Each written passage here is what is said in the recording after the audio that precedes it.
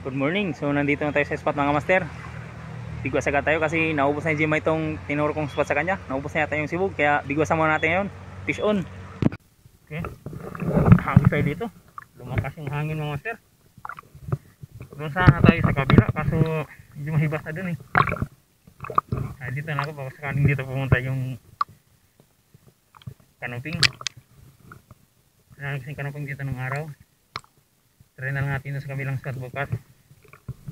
Dito lang muna tayo kasi quick fishing na tayo. Fish on. Fish on mga master. Fish on. Ano to? Mahina lang yung pagka-strike ah. Ano to? Mahina lang yung pagka-strike. Ano to? Ano to? Okay, grouper mga master oh. Good size grouper. Pag 3 fingers na, good size grouper na yan. Kaya rare fishing. Pang ulam lang naman to mga master.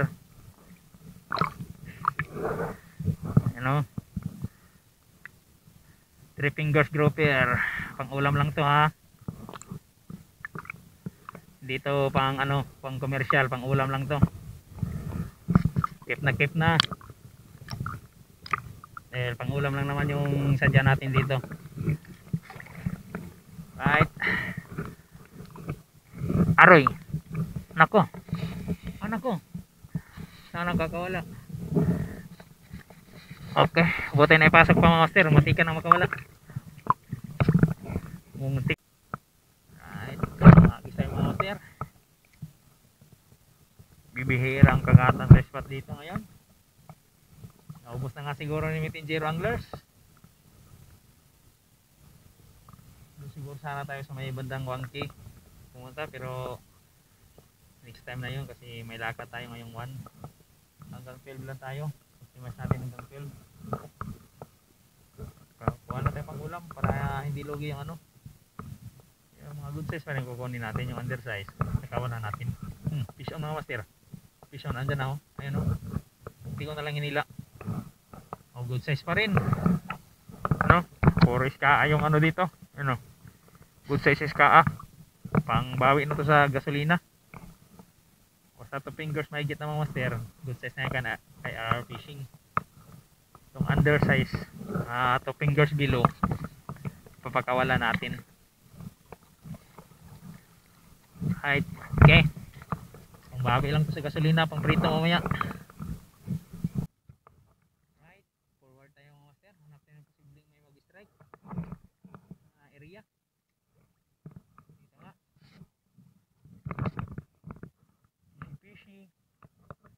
Ganda ng spot eh. Walang masyadong damo na, buhanginan. So matumal, walang masyadong saka. Pa tayo nakapag-unlock ng target fish natin mga master. Yung canoping. Sibog. Wala pang nagparamdam. Fish on. Ayan. Ano to? Grabe. 2 fingers na ba? Try natin. 2 fingers. Good size na yan mga master. 2 fingers. Okay. 2 fingers na mahigit. Good size na yan. Okay. Okay. Matangin tayo sa bato mga master.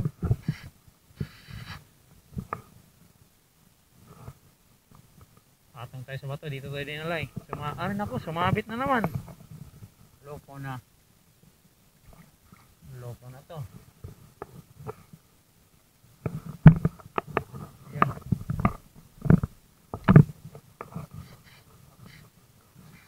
Anak ko. Hala, kinagat. Kinagat. Hala. Anak ko, kinagat. Kinagat na master oh. Good size good size grouper. Nako, wala akong kinagat mo eh. Hinila ko na dahil sumabit sa damo. Kinagat mo.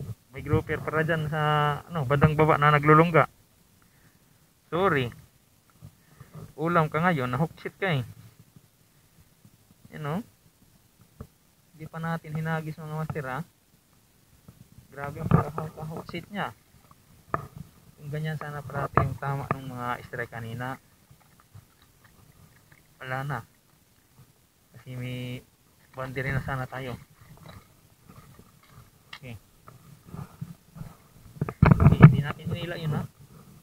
Diyan lang sa baba, nakita niya.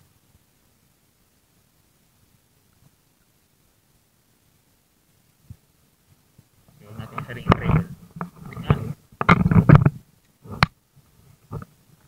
Pisi-pisi sa batong to. Kung meron man.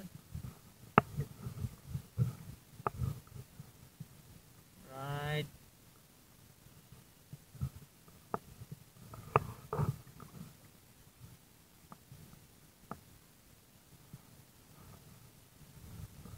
Hinila ni Ska. Fish on. Fish on. Ano to? Ska pa rin siguro to. Ska pa rin mga master. Grabe. Puro ska yung nag-strike na nalaland natin yung master. Good size lang. Skip na natin to mga master. Pang ano na to. Pang prito na to. Bawi man lang tayo sa gasolina. Okay. Skip na natin to. Nagkagatan sila eh. Ilang minuto pa tayo. Okay, hagtay dyan sa bandang baba.